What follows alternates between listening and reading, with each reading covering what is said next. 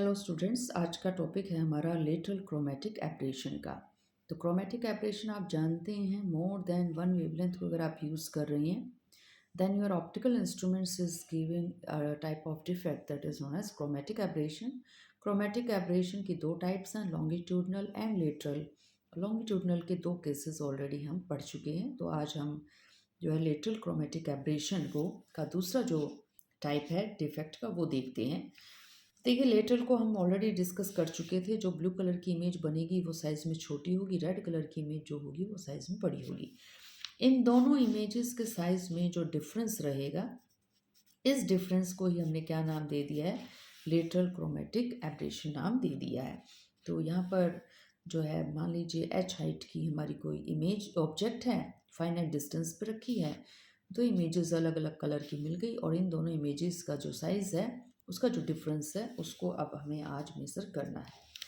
तो आप ये देखिएगा, अब जब भी हम बात करते हैं साइज़ ऑफ द इमेज की, तो आपको पता है कि यहाँ पर निकाल तो हम रहे हैं difference between the red blue images size. तो मैग्नीफिकेशन का फॉर्मूला तो आप ये लेके चलते हैं, m is equal to V upon you.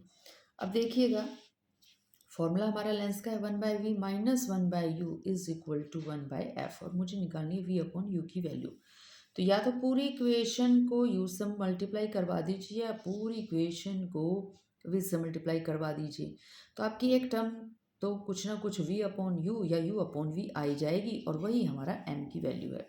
तो हमने क्या किया, हमने ये जो हमारी इक्वेशन थी लेंस की, इस इक्वेशन को u से मल्टीप्लाई करवा दिया है।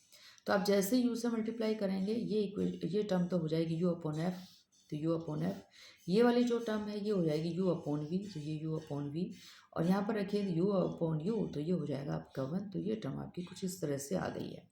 हमें पता लगाना मैग्नीफिकेशन का।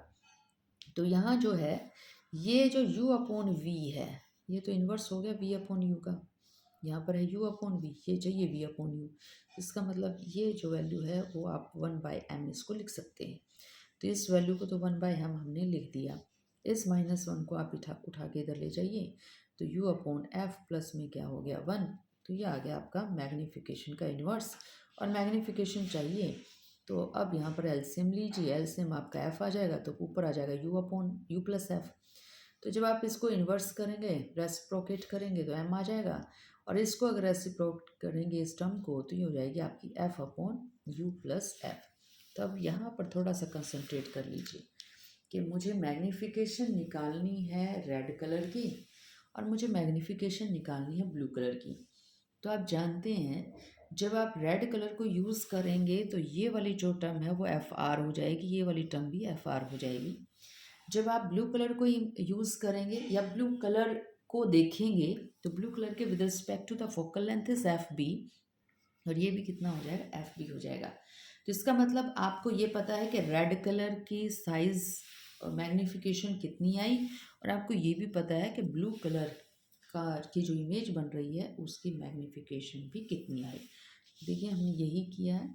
We can easily find out the value of F R, F B corresponding mu R और म्यू बी, क्योंकि आपको रिलेशन पता ही है, 1/f is equal to mu minus 1, और ब्रैकेट में 1/r1 माइनस 1/r2। तो ये देखिए मैग्नीफिकेशन रेड कलर के लिए ये आ जाएगा, ब्लू कलर के लिए आपकी ये आ गई है। तो अब यहाँ पर, और ये जो है यू है, म्यू नहीं है, तो ये मैंने यहाँ पर थोड़ा सा गलत कर दिया है, ये यू आएगा, यहाँ पर भी यू आएगा, क्योंकि यहाँ पर हम रिफ्रैक्टिव इंडेक्स की बात नहीं कर रहे हैं, आपकी ऑब्जेक्ट की प्लेसमेंट की पोजीशन की बात कर रहे हैं। ये थोड़ा सा चेंज होना चाहिए यहाँ पे। तो ये चाहे रेड कलर के लिए ऑब्जेक्ट यू डिस्टेंस पर रखी गई है पोल से, जब ब्लू कलर के लिए ऑब्जेक्ट यू डिस्टेंस पर रखी गई है, तो यहाँ से हम किसकी वैल्यू निकाल लेंगे, हम यहाँ से ऑब्टेन कर सकते हैं एम आर और एम बी की। तो हमें पता चल जाएगा कौन किससे कितना बड़ा है।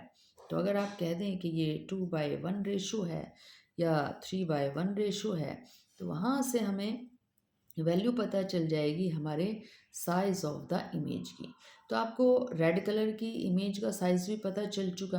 अब ये देखिए, ये कैसे पता चल जाएगा, आप एम आर तो पता लगा ही चुके हैं। तो अगर आपको एम आर का पता है तो आप वी आर अपॉन यू करके, और इधर से अगर आपको एम बी का पता है तो वी बी अपॉन यू करके, यू तो दोनों जगह सेम है, तो वी आर की साइज ऑफ द इमेज पता लगाइए, रेड कलर का size of the blue colour पता लगाइए और इन दोनों साइजेस को माइनस कर दीजिए।